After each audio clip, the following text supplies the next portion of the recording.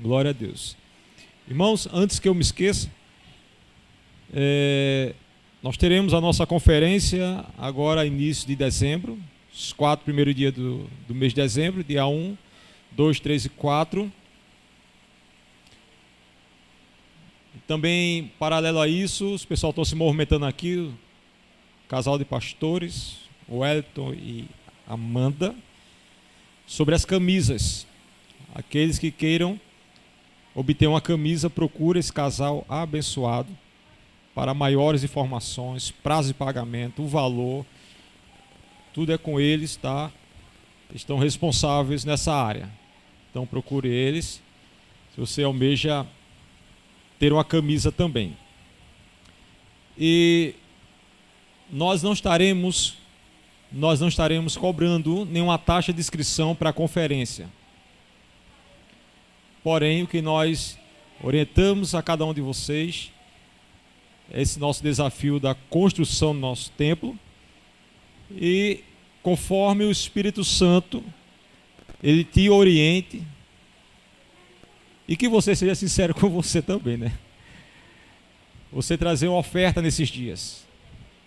A gente não vai aqui estipular valor, não vai estipular meta, não. Mas aquilo que o Espírito Santo realmente ele incomodar você, e nesses dias você puder trazer essas ofertas, tá? Porque vai ser tudo direcionado para a construção do templo. Irmãos, tudo aumentaram absurdamente. Eu estava fazendo a pesquisa sobre as ferramentas, né? As ferramentas que nós precisamos ter. Rapaz, eu tive que fazer uma seleção de armazéns para aqui comprar isso, aqui já não compra, aí compra esse aqui, já compra aqui, esse aqui já compra aqui, sabe? Como é que é? Porque senão, se a gente chegar no lugar só e comprar tudo, né, irmão Marcos? Cada um tem um preço. Exatamente. Então foi feito esse levantamento e acredito que amanhã, era para ter comprado ontem, passou para hoje, mas amanhã, em nome de Jesus, estaremos comprando essas ferramentas para nós termos a nossa ferramenta própria, né? Para o dia, quando nós estivermos lá no terreno. Não está dependendo de pessoas, né, irmãos? Assim, é bem-vindo as ferramentas emprestadas, claro, mas para que não haja aquela dependência, né? A gente está esperando aí e tal, então é melhor nós termos a nossa própria, né, meu profeta? Glória a Deus por isso. Algo mais? Falta avisar? Semana que vem estaremos em reunião com a diretoria, em nome de Jesus. Eu declaro essa reunião para nós definirmos o valor do encontro com Deus, tá? Que vai ser em março. Eu só escutei a Alice falar amém, meu irmão. Glória a Deus por isso. O valor do nosso encontro com Deus em março, em nome de Jesus. Meu Deus do céu. Um vai na frente e vai atrás. Para que nós possamos estar divulgando nas redes sociais, as pessoas, convidando. Irmão, já tem algumas pessoas aí na lista, tá? Tem algumas pessoas na lista. Né, irmão Marcos? Vai chegar mais. Em nome de Jesus. Glória a Deus. Temos alfajor, irmãos. Tá? No final do culto, nos procure. Temos apenas 15. Apenas 15. E esses 15 pode ser só seu, se você quiser.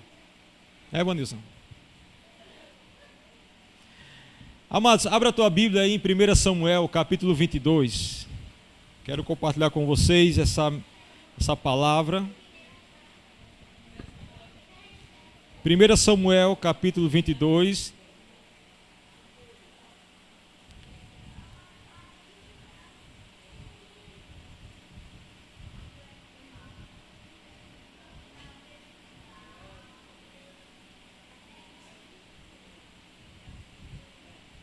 Primeiro livro de Samuel, profeta Samuel,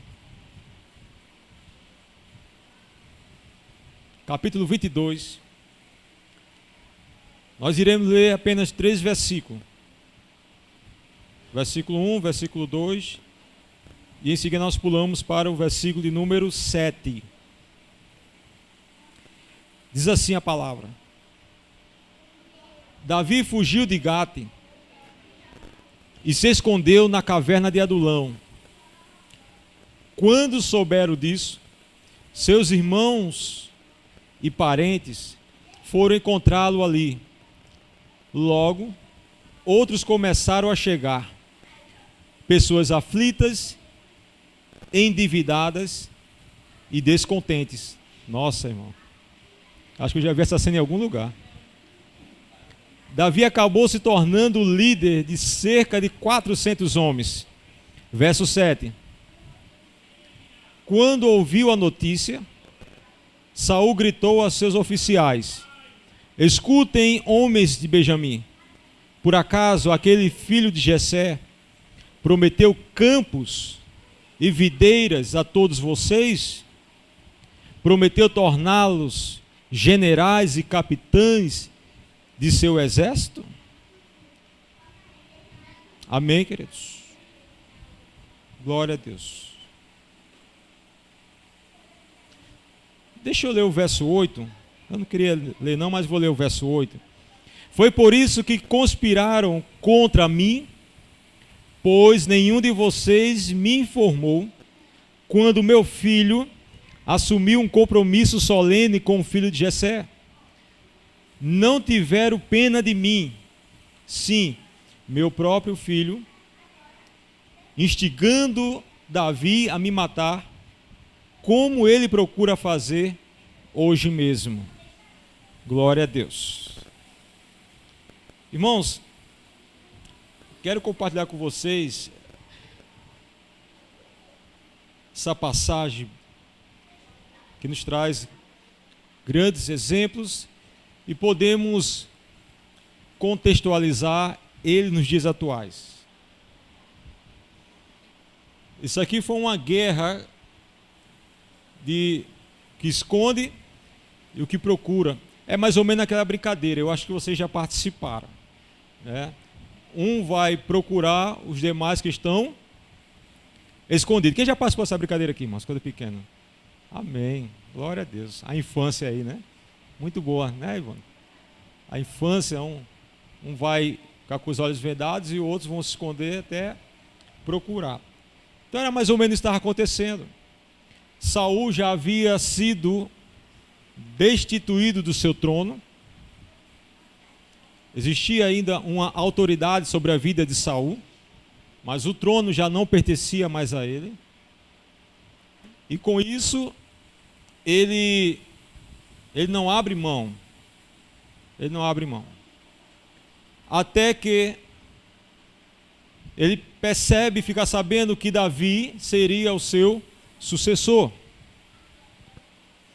E aí de Saul, claro que ele vai querer pegar Davi, matar Davi, fazer o que teria de fazer.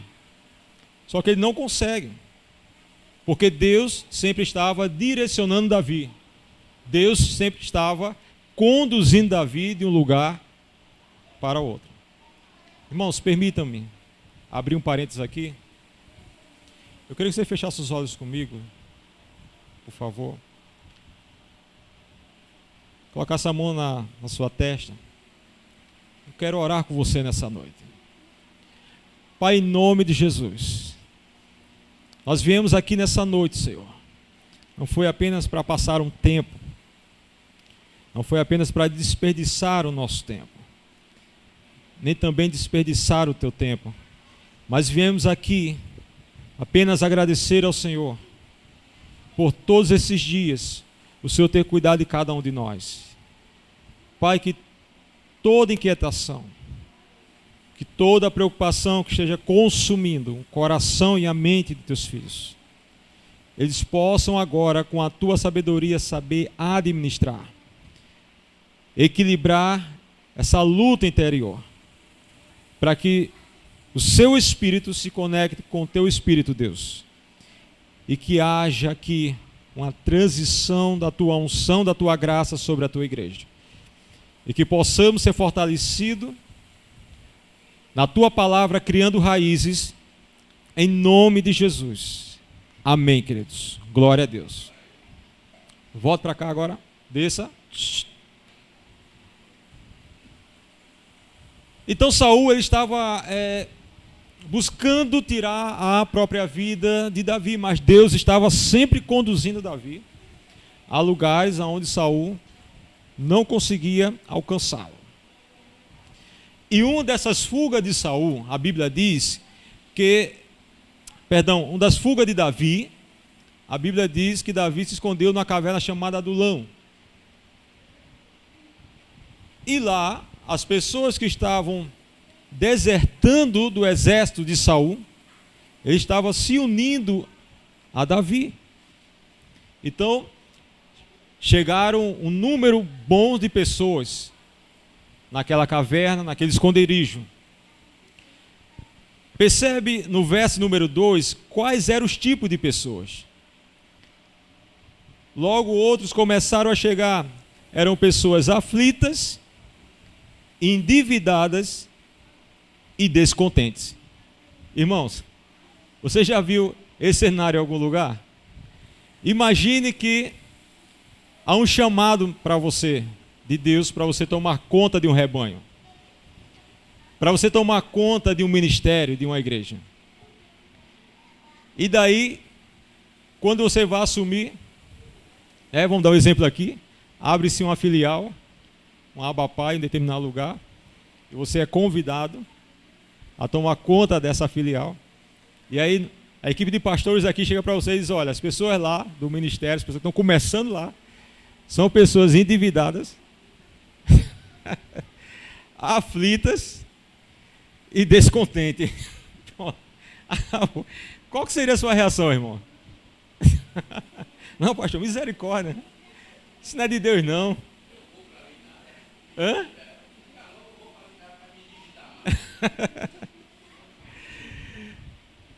Irmãos, isso aqui é praticamente um ministério de Davi. E não eram pessoas diferentes de você, não. Você que sorriu, ou que você pensou em sorrir, porque você está sorrindo de você mesmo. Imagina você estar num ambiente, né, minha profeta? A carinha de vocês que você está no ambiente, você sabe quem são as pessoas, elas são aflitas, são endividadas e descontentes. Meu Deus do céu, eu acho que Deus não me ama. Eu acho que eu joguei pedra na cruz para estar num ambiente como esse. Mas esse era o ministério de Davi, irmãos. E para acabar de completar, não tinha essa quantidade de pessoas aqui, não. Diz mais adiante, né? Cerca de quantas pessoas? Uma mega igreja. Uma mega igreja, né? Com direito a ter galeria e tudo se brincar, né? Como você vai trabalhar essas pessoas? Como você vai discipular essas pessoas? Como você vai, né, minha irmã? Como você vai identificar o chamado de cada uma dessas pessoas? É um trabalho de discipulado, é um trabalho de formiguinha, vamos assim dizer. Você vai passar tempo aí até começar algumas pessoas, elas compreenderem aí a ação de Deus. Mas paralelo a esse ministério de Davi, tinha outro ministério, que era o de Saul. Vamos ler aqui. Verso 7. Quando ouviu a notícia, Saul gritou a seus oficiais: escutem, homens de Benjamim. Por acaso aquele filho de Jessé prometeu campos e videiras a todos vocês? Prometeu torná-los generais e capitães de seu exército? Foi por isso que conspiraram contra mim, pois nenhum de vocês me informou quando meu filho assumiu o compromisso solene com o filho de Jessé. Não tiveram pena de mim, sim, meu próprio filho, instigando Davi a me matar, como ele procura fazer hoje mesmo. Quem era do ministério, as pessoas que faziam o ministério, faziam parte do ministério de Saul? No verso 7, perceba, por favor. Quando ele diz assim: por acaso aquele filho de Jessé, ou seja, falando de Davi, prometeu campos e videiras a todos vocês? Prometeu torná-los generais e capitães em seu exército. Veja bem, campos e videiras.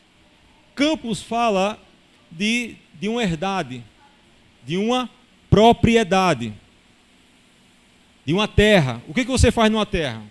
Se você não tem uma casa, você vai construir o quê? Uma casa. Se você é uma pessoa que está morando de aluguel e consegue, maior sacrifício, um terreno, o que você vai construir? Faz sentido uma coisa dessa. Mas se você tem uma casa própria, você tem opção. Você construir mais uma casa ou construir algum comércio para você. A verdade é que é uma herança, é uma herdade para você. E quando Saul fala aqui, videiras, fala de alimentos. Porque a videira produzia uvas. É isso? Produzia uvas. E uvas naquela época fazia suco, fazia vinho, fazia muitas coisas. Alimentos. Então perceba que as pessoas que estavam caminhando com Saul eram pessoas que tinham necessidades próprias. Necessidades próprias. E com isso, Saul, por ser um rei, ele estava assegurando pessoas do seu reinado, vamos dizer assim, do seu ministério. Ele estava assegurando as pessoas pelas suas necessidades próprias. As pessoas estavam presas a um governo destituído por Deus, irmãos. Isso é muito sério. As pessoas estavam agora sendo marionete de um governo totalmente por uma necessidade própria.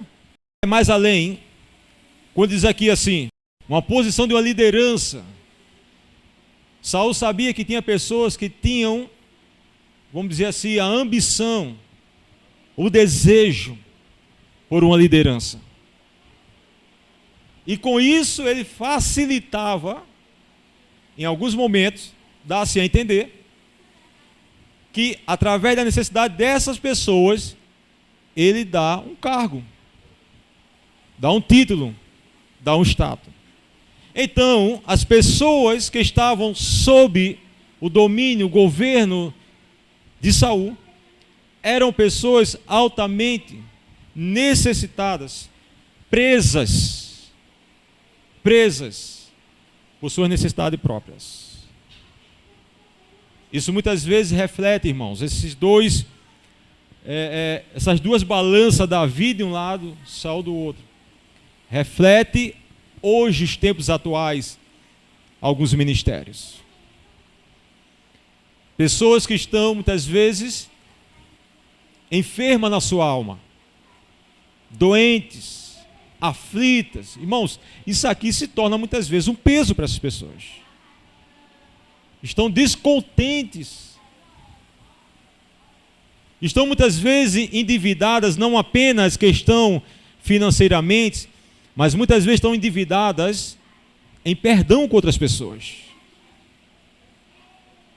Em se alinhar ao coração de outras pessoas.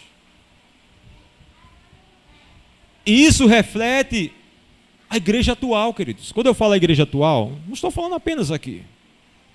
Eu estou falando da igreja em si, o corpo de Cristo, independente de denominações. Pessoas que estão caminhando sem que haja uma motivação, um anseio por Deus, corre sério risco de ficar apenas vivendo as suas próprias necessidades. E o de Saul fala de pessoas que estão atrás ou reféns das suas próprias necessidades, porque foram supridas. Um ganhou uma terra, outro ganhou alimento, outro ganhou um status, estão nos holofotes, e aí fica a mercê a um jugo desigual de um reinado, comprometendo-se a sua família e a sua geração. Pois bem, eu quero ir mais adiante. Então, quando Davi ele percebe que Saul estava ciente de onde ele estava, veja que coisa grave, irmãos. Davi pega seus pais, já de idade, e leva para uma cidade chamada Mispá. Mispá pertencia aos povos moabitas. Moabitas eram descendentes de Moabe. E quem era Moabe? Quem era Moabe? Vamos abrir a sua Bíblia em Gênesis, capítulo 19.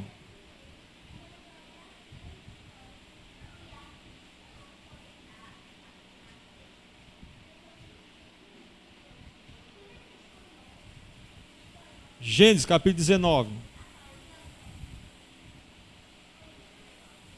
A partir do verso 30. Vamos entender de onde partiu os moabitas. Vocês acharam? Gênesis é o primeiro livro da Bíblia, tá, irmãos? Ajudei? A partir do verso 30 diz assim: algum tempo depois, Ló deixou Zoar, pois tinha medo do povo de lá, e foi morar numa caverna nas montanhas com suas duas filhas. Certo dia, a filha mais velha disse à irmã: nesta região não resta homem algum com quem possamos ter relações, como fazem todas as pessoas, e logo nosso pai será velho demais para ter filhos. Vamos embebedá-lo com vinho, e então nos deitaremos com ele. Com isso preservaremos nossa descendência por meio do nosso pai. Naquela noite, portanto, embebedaram o pai com vinho, e a filha mais velha teve relações com ele. E ele não percebeu quando ela se deitou, nem quando se levantou. Na manhã seguinte, a filha mais velha disse à irmã mais nova: ontem à noite tive relações com nosso pai. Vamos embebedá-lo com vinho outra vez à noite, e você terá relações com ele. Com isso, preservaremos nossa descendência por meio de nosso pai.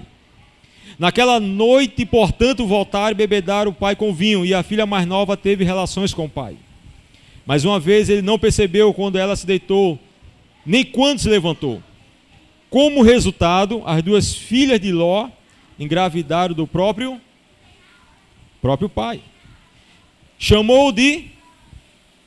Como é o nome que está na sua Bíblia aí? De quê? Moabe. Ele se tornou antepassado do povo conhecido até hoje como Moabitas. Quando a filha mais nova deu à luz a um menino, chamou de Ben-Ami. Ele se tornou antepassado do povo conhecido até hoje como Amonitas. O que houve aqui, irmãos?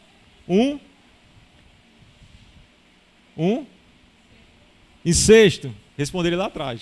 Já chegou o som assim. O incesto. Então, partiu daqui a descendência, a geração dos moabitas. Uma geração bastarda, uma geração de incesto. O que Davi faz? Pega o seu pai, os seus pais, quando sabe que Saul estava sabendo onde ele estava, coloca numa terra dos moabitas e pede para que o rei de Moabe tome conta dos seus pais. O que houve ali? Uma aliança. Houve uma aliança. Abra aí, por favor, em Deuteronômio, capítulo 23.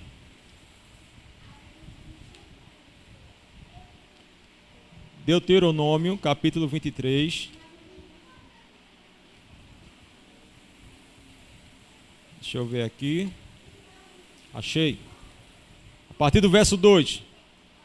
Se alguém for filho ilegítimo, nem ele nem seus descendentes, até a 10ª geração terão permissão de entrar nas reuniões sagradas do Senhor. Nenhum amonita ou... Como é que está escrito na sua Bíblia aí? Moabita. E nenhum de seus descendentes até a 10ª geração terá permissão de participar das reuniões sagradas do Senhor. Então percebe-se que Davi, no início do seu chamado, do seu ministério, ele deu uma mancada. Em uma pressão social externa por parte de Saul, Davi toma uma posição, uma decisão de conduzir seus pais. Quem são os pais de Davi? Os patriarcas. As raízes. Veja como é sério, irmãos. Davi está colocando as suas raízes, as suas matrizes em uma aliança com um povo totalmente incesto, debaixo de uma ilegalidade, de uma maldição. Agora percebe-se o seguinte: qual que é a diferença entre Davi e Saul? A Bíblia diz em Provérbios, por favor, capítulo 17, versículo 3. Provérbios, capítulo 17, versículo 3. O fogo prova a pureza da prata e do ouro, mas o Senhor prova o quê? Irmãos, sabe, as pessoas às vezes têm uma mentalidade, dizer assim, não, eu pedi, eu errei, eu pequei, eu falhei, pedi perdão a Deus e ó, estou bom na fita. Deus perdoa? Sim.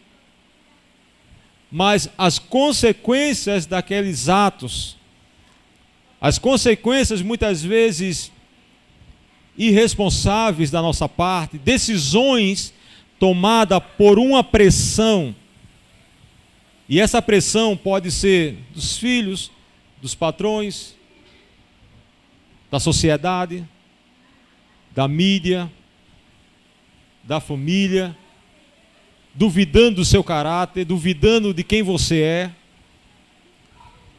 Essas pressões podem levar você a tomar uma decisão precipitada sobre você. Por quê? Quando Davi sabe que Saul estava à sua procura, que Saul estava se programando a ir para a caverna de Adulão, Davi esconde os seus pais no meio de uns povos pagãos, debaixo de uma maldição hereditária. De quê? De incesto. De incesto. Irmãos, nós caminhamos no mundo físico que são muitas coisas palpáveis. Nós tocamos, nós vimos, nós compartilhamos. Mas existe um mundo vindouro, existe uma era vindoura, que é muito mais real do que aquilo que nós vemos e tocamos, que é o mundo espiritual. E olha que o mundo espiritual não dorme, não cochila. O próprio Davi falou que Deus não dormia nem cochilava. O próprio Davi falou isso. Com essa ação de Davi, veja como isso é sério, irmãos. Quero caminhar com você nas entrelinhas. Com essa ação de Davi, talvez Davi esqueceu disso. Vai refletir tempos mais tarde na sua família. Por favor. 2 Samuel, capítulo 13.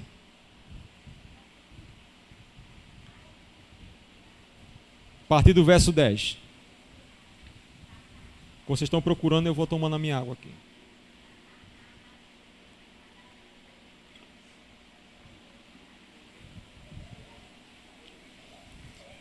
Segunda Samuel, capítulo 13, a partir do verso 10.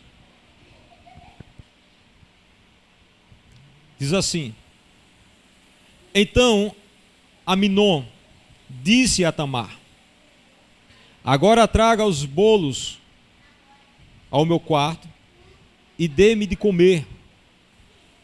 Tamar fez conforme ele pediu. Quando, porém, ela lhe ofereceu a comida, ele a agarrou e exigiu: venha para a cama, coma comigo, minha irmã. Não, meu irmão, não me violente, exclamou Tamar. Isso não se faz em Israel, não faça essa loucura. Como eu poderia viver com tamanha vergonha?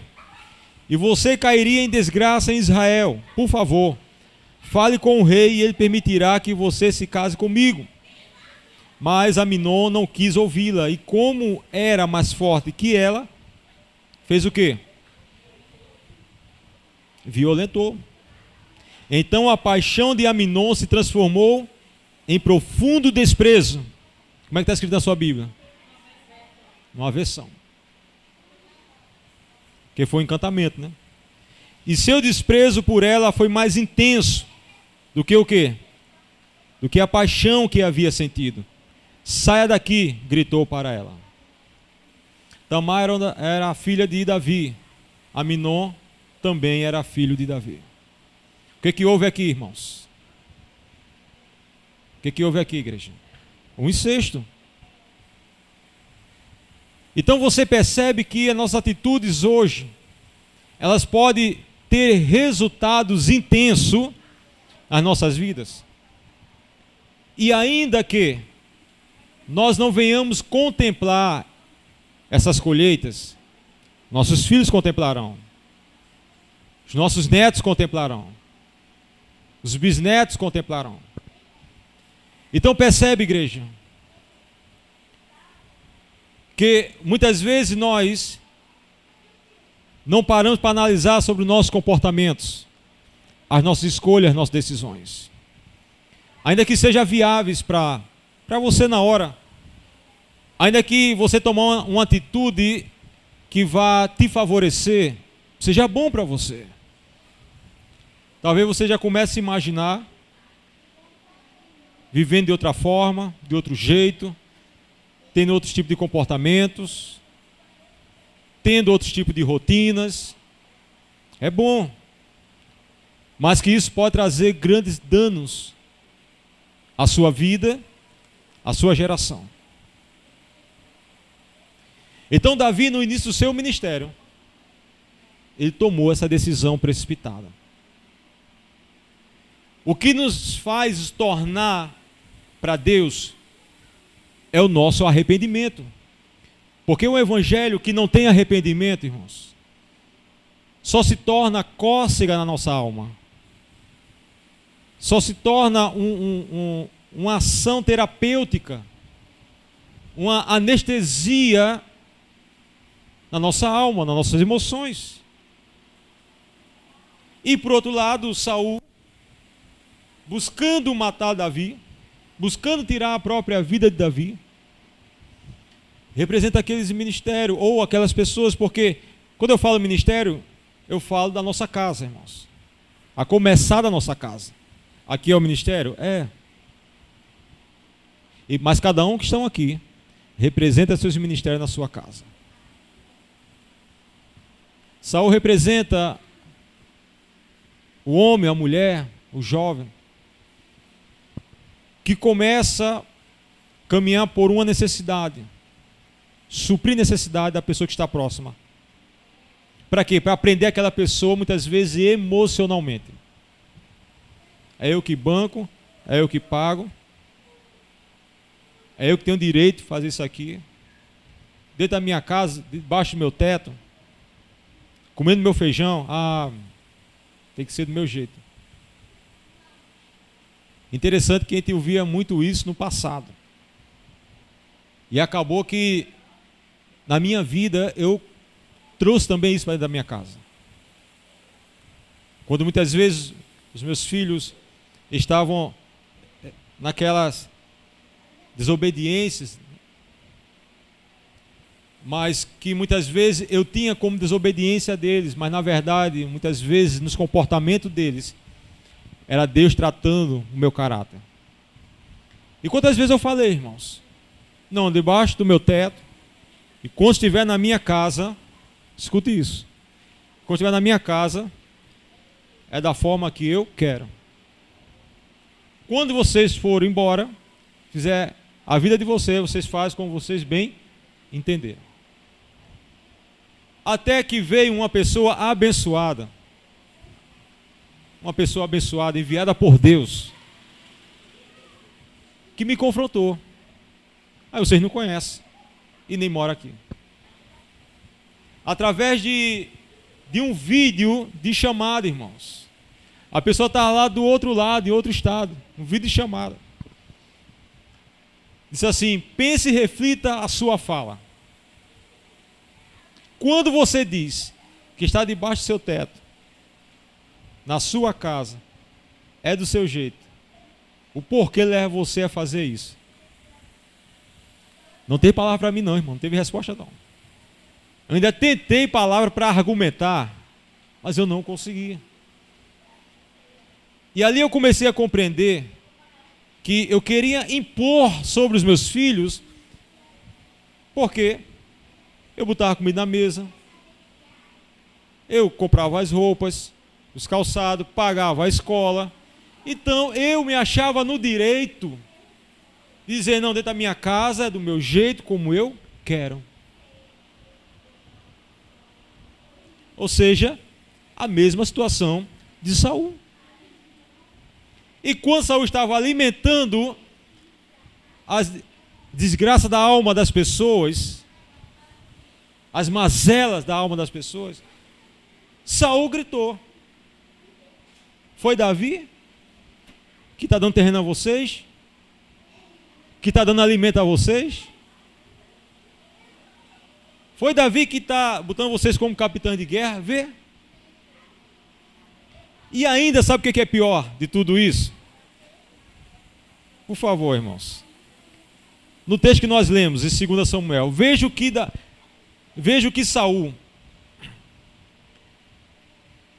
no verso 8, capítulo 22, 2 Samuel, no verso 8, veja o que ele fala. Foi por isso que conspiraram contra mim, pois nenhum de vocês me informou quando meu filho assumiu um compromisso solene com o filho de Jessé. Ou seja, está falando aqui sobre Davi. Não tiveram, na minha tradução está escrito assim: não tiveram pena de mim. O que é isso? Autocomiseração. Um pai de família que age dessa forma, ele está caminhando mais em cima de uma autocomiseração da sua alma do que nos propósitos e desígnios de Deus. Um patrão que caminha assim, ele está caminhando em cima da sua autocomiseração. Está querendo ser vítima da situação. Como é que está escrito na sua tradução? Na minha está escrito assim: pois nenhum de vocês me informou quando meu filho assumiu o compromisso solene com o filho de Jessé, não tiveram pena de mim. Como é que está escrito na sua tradução? Nenhum de vocês se preocupa comigo. Irmãos, aqui é a característica de um líder de um lar, de um líder de uma empresa, de um líder de uma congregação. Uma característica de um líder carente. Um líder carente, caminhando em cima das carências dos outros. Só que através dessas carências foi uma coisa tão bizarra, tão absurda que aconteceu. Sabe o que aconteceu? No texto seguinte, você depois pode ler em casa. Teve um cara chamado Doeg, mais ou menos assim, que entregou um dos profetas para o rei Saul, dizendo: olha, teve o profeta que consultou a Deus a respeito de Davi. O que foi Saul fez? Caminhando em cima das suas carências falidas, adoecidas, mandou chamar os profetas. E ali afrontou, não confrontou, afrontou os profetas. Dizendo, se você for ler no texto depois, dizendo que o profeta estava aliado com Davi para matar o próprio Saul. E o profeta se justifica na sua genuidade, dizendo assim: não, meu rei, não se passou isso pela minha mente. Jamais que nós queríamos matar o rei. E com isso, Saul dá uma ordem de comando e mata nada menos do que 85 vozes proféticas naquela hora. É o perigo, igreja. Quando eu e você, nós não somos permitidos a lidar com os confrontos, por causa de uma carência que vai consumindo o nosso coração, consumindo a nossa alma, buscando em outros um apoio, quando nós podemos encontrar em Deus. Irmãos, ter apoio de outra pessoa é ruim? É não. Ter o reconhecimento de outra pessoa é ruim? Não é, igreja. Mas tudo tem que ter o seu equilíbrio. Tudo tem que ter o seu ponderamento. E Saul matou 85 vozes proféticas. Quando uma voz profética se cala, irmãos, a nação ela fica perdida. Quando termina ali o livro de Malaquias, que vai começar a transição para o Novo Testamento, diz alguns historiadores que foram em média 400 anos que Deus ficou calado. 400 anos. Que são livros que não estão aqui inclusos na Bíblia, porque fala que foram livros apócrifos, né? Livros históricos. O que aconteceu foram fatos reais, mas Deus estava calado. E quando Deus começa a falar novamente, começa a falar no Novo Testamento através de quem? De João Batista. Quem era João Batista? Uma voz profética. Então, eu quero dizer a você que é um risco, irmãos, as nossas atitudes perante Deus. É um risco todos os dias você saber como você vai conduzir com os conflitos dentro de você. E Saul, ele caminhou por essa linha. Agora, uma coisa que também ficou um pouco a desejar, vamos assim dizer, ainda sobre Davi. Por que eu estou trazendo esses dois homens, irmãos? É porque muitas vezes, amados, nós queremos pregar o Davi que venceu Golias, foi para a batalha, o Davi que venceu um exército, Davi que fez isso, Davi que foi segundo o coração de Deus, ainda que foi, Davi que era um cara muito quebrantado de coração, ainda que foi. Mas eu quero trazer para vocês que todos nós estamos passivos de erro, sim.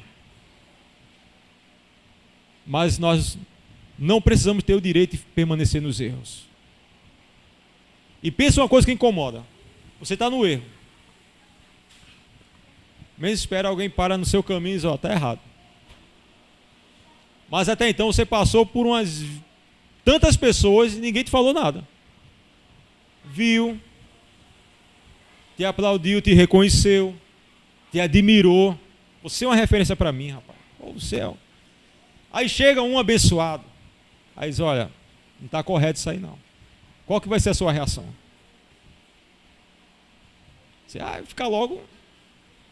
Não, isso é um absurdo, porque ninguém nunca me falou isso. Eu sou assim na minha casa, eu sou assim no trabalho, eu sou assim na rua. E de repente chega uma pessoa e... Então, às vezes, a gente precisa compreender que homens e mulheres na Bíblia, eles tiveram seus acertos, tiveram seu sucesso, sim, mas também tiveram seus erros. E nesse verso aqui de número, para a gente concluir, número 10, Aimeleque consultou o Senhor em favor dele. Aimeleque era um dos profetas. Depois deu-lhe alimento e a espada de Golias, o filisteu. Aimeleque consultou a Deus a respeito de Davi. E em seguida, deu o alimento para o seu sustento, mas deu-lhe uma ferramenta que era de quem? Irmãos, pense comigo. Às vezes nós tivemos, no início tivemos muito isso, aqui no ministério. Trabalhar com as ferramentas do outro. Olha, na igreja tal, funciona assim, assim, assim, vamos fazer isso aqui. Amém, glória a Deus, que seja bom, né? Edificador. Mas nós começamos a entrar num processo de uma transição aqui do ministério, que ainda estamos nesse processo de transição, e toda transição requer um cuidado por uma distração. Aconteceu com Davi. Ele estava passando um processo de transição para depois assumir o reinado que Deus havia estabelecido sobre ele. Só que no caminho houve alguns atropelos por parte de Davi. E o que o torna, o que eu compreendo, que o torna Davi segundo o coração de Deus, é porque ele torna uma pessoa arrependida de alguns erros que ele cometeu e não se vitimizando das consequências. Lembra quando Davi saiu da cidade e Simei estava apedrejando? Os soldados queriam, não, Davi, eu vou matar esse cara agora. Não, deixa. Quem sabe o Senhor olha para mim e... Então o sacerdote, o profeta, deu a espada de Golias. Irmãos, nós precisamos lutar com a espada que o Senhor tem nos dado.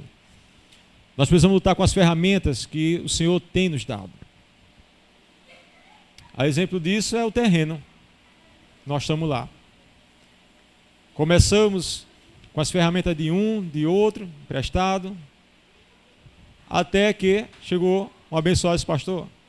Cadê a enxada de fulano? Aí lá vai eu perguntar. Ninguém viu.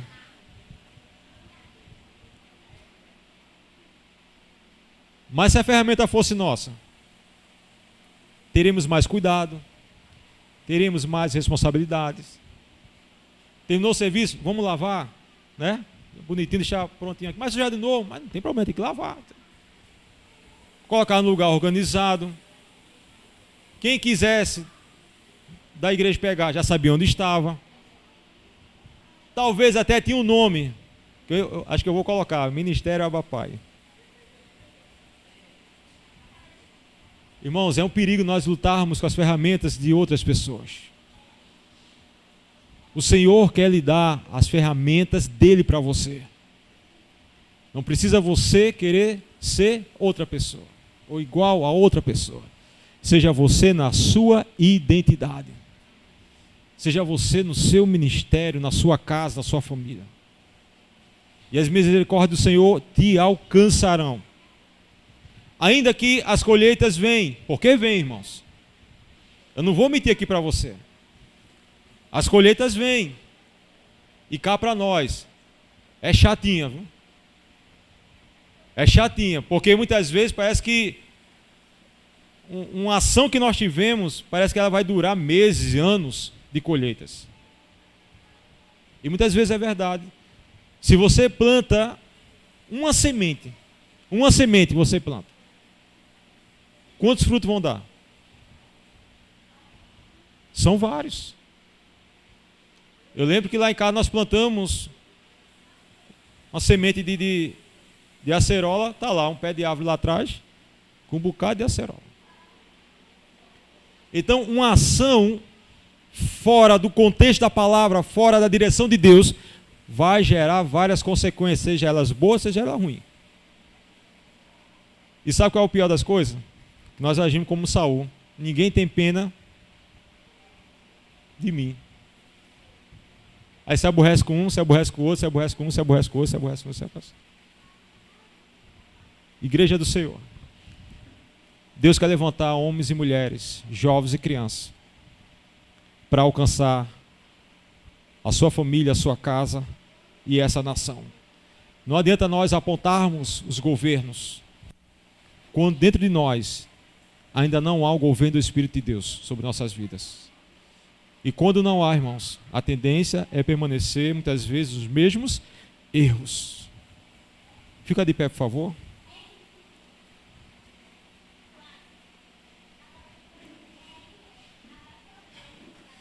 Que o Senhor tenha misericórdia de cada um de nós.